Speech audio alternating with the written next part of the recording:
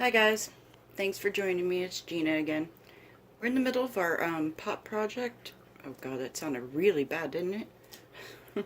Our terracotta pot project. But I wanted to show you something. What I wanted to add to it is polymer clay. And I love doing polymer clay for a lot of my embellishments. And really, most of the time you already have the tools that you might need in your arsenal. I mean, I have this ball. I really don't know what it's called, but it's very handy. It has a ball at that end and a smaller ball at this one. I use the end of a paintbrush a lot. The end. Sometimes I use a blade, but most of the time I will use something like this. And this was 50 cents, I believe. Well, I also bought it 10 years ago, so 90% of the time I'll use the blade, a toothpick, and my hand to use polymer clay. So, having said that, let's put all this stuff away because I don't need it right now. This is a real rose. All I did was cut off the stem. Real leaves, everything. It's just dying, so I thought I'd cut it up. What I do, I want to make a real rose. I can pretty much do it by myself with this now, but how I learned was I picked it apart. Picked apart a real rose. So all I did was put this down, this one down, and try to make this shape out of your polymer clay. It's not that hard. It seems harder than it really is.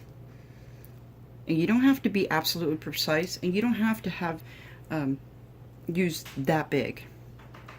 So basically I would start off and I get like a little log or something, and I'll cut it up in equal portions. Cutting it in half, then a half again. Then each quarter I will put it sideways and then cut off 5 pieces. I will try the best I can to make them equal. Okay, these are not that equal, Gina. Come on. So if you didn't really be all that successful, try to make them equal. Okay? So I have 5 little balls. So the first thing I'm going to do is try to copy this one. Okay? So this is how much I'm going to use. I usually twirl it around in my hand, and then I'll place my thumb in the middle of your hand, just like this. Squeeze down and then up. Okay?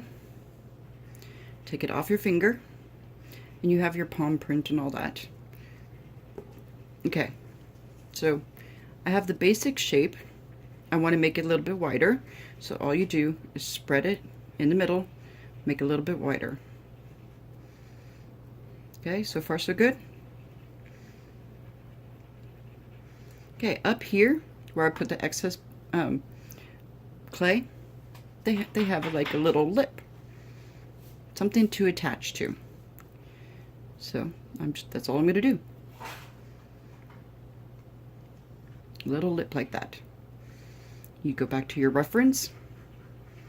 I think it needs a little bit more definition over here.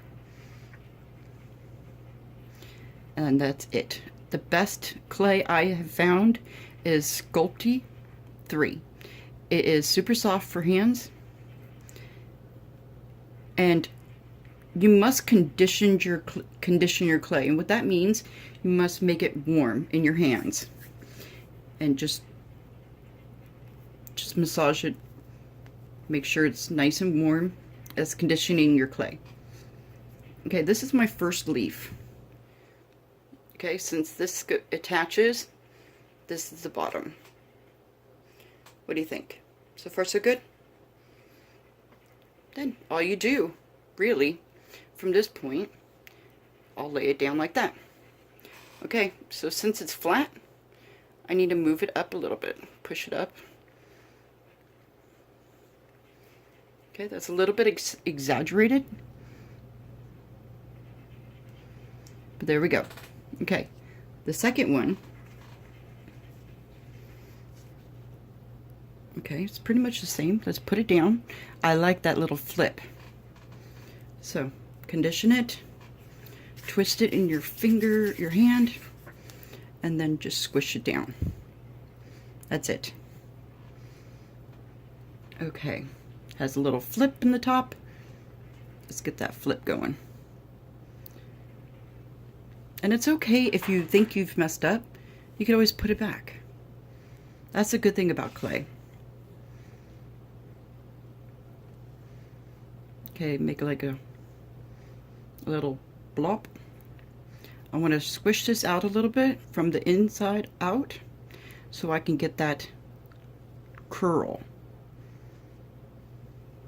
Okay, all I did was curl it with my fingers. And this side, I want to make another curl, but a little bit more exaggerated like that. So all I did was push it against my fingers and curl under. But I want to make a bigger curl. Okay. Okay, let's see. Oh, wrong way. Wrong way, Gina. Okay, I got the corners, got the curls, got that corner. Okay, so far I like it. And this is what it's attached to. Okay. There's number 2. That's all you do. You go, okay, number 3 is this one. You could do this with fake flowers. You could do it with real flowers. You could do it even with the leaves. And if you can't do this big leaf, what I do, where is it? You know what? I'm just going to cut it in half like this.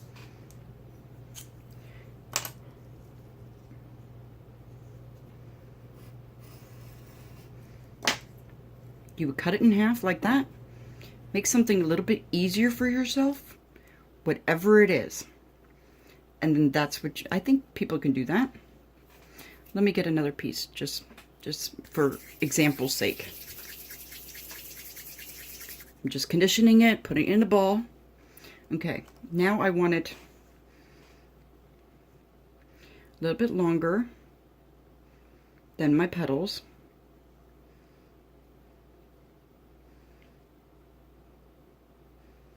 I'm only doing one side, remember? Okay, so made it pretty long. That has a sharp edges. It has like more of a edge like this, an edge like this. Has a curve going over there, so I'm going to get the excess polymer clay that I have going on over here, and I'm just going to curve it over. I like that look. And then I'm going to put back in my pointed leaf. Okay, so far we've got the same shape, right? Okay, so got the curve going on, got the same shape. You can use the end of a paintbrush if you want. Sometimes I just use this. Just make lines. See how mine are really shaky? It doesn't matter. Nature is not perfect. You shouldn't worry yourself about getting perfection done. Okay, there we go. There's my leaf so far. It has the curve. And if you don't like those too much, okay, so without having like a 50-minute video doing all these leaves, just keep pulling apart doing your leaves, put them in order. Okay? All the way down. You don't have to make 20 of them, 30 of them. You can skip over 2 of these layers if you want. But if you want to make a realistic rose, I suggest doing stuff like this. Okay? And I'm going to keep doing it, and I'll show you how the results afterwards. Okay? I'll see you guys in another video. Thanks for joining me. Bye.